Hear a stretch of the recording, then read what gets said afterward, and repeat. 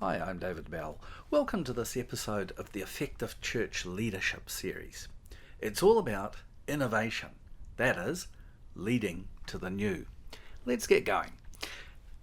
Imagine this scenario. There's a group of 3 or 4 church leaders. They've begun to feel very strongly that at the heart of the Bible there's an extraordinary God who innovates.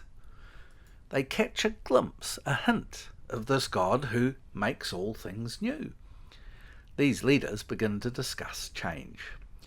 But how will the congregation cope with their proposals?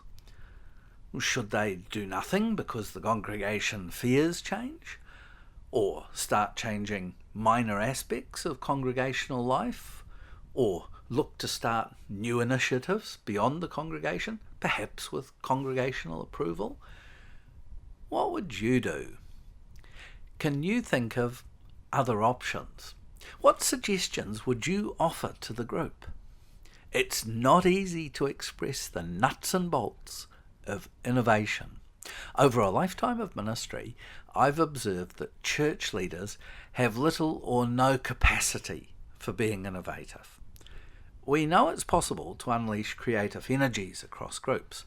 We know that congregations can build resiliency and realistic optimism into their activities, but none of that is really innovative. Instead, we need to do something radically different. So the one key concept I want to share about innovation, about leading to the new, is this. We need to understand what the Bible means when it talks about covenant. It can change everything about congregational and small group life. In fact, our term testament is derived from the Latin translation of the word covenant. When we say Old Testament and New Testament, we really mean the Old and the New Covenants. So what did that mean in biblical times? Covenant wasn't just a legal document, an agreement between two parties, which is how the word's mostly used today. It also signified another kind of relationship beyond the legal arrangement. Covenant meant the deepest kind of personal relationship. It was between the illimitable God and the finite, the limited, represented by frail, puny humanity. At the heart of the word covenant lies a strange idea, the notion of God's obligation. Yet biblical covenant never invokes equality between God and humanity, never sees the giver and the receiver as on an equal footing. Instead, it's all about empathy and thankfulness, and those qualities flow from the greater to the lesser, from God to humanity. So God's been called an encounter above and an encounter with the world around. Of course, the concept of covenant developed and transformed itself across the span of the biblical centuries.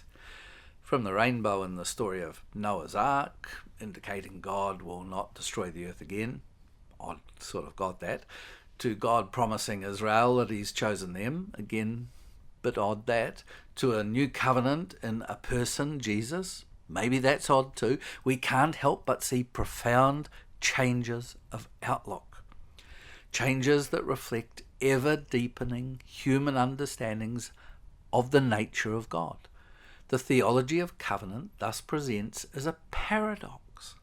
The covenant with God grows and changes as human understandings of God change and grow. In other words, people experimented and innovated with and around the theological concept of covenant. People began to see God differently, hear God differently, process their knowledge and experience of God differently.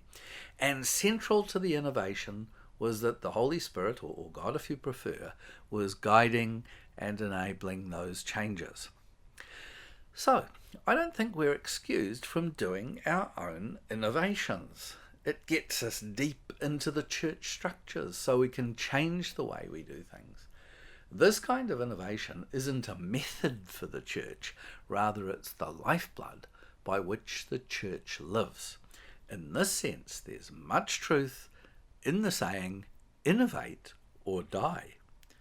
And now, clearly, that innovation could involve new ways of doing things, thinking, learning, praying. Most aspects of Christian life could be innovative. How? John Wesley, the 18th century evangelist, put it in a nutshell. Quote, "My intention is to make them think and assist them in their thinking. This is the way to understand the things of God." Unquote. Join me next week when we look at another key leadership concept, exemplars as the art and craft of ministry. And thanks for watching.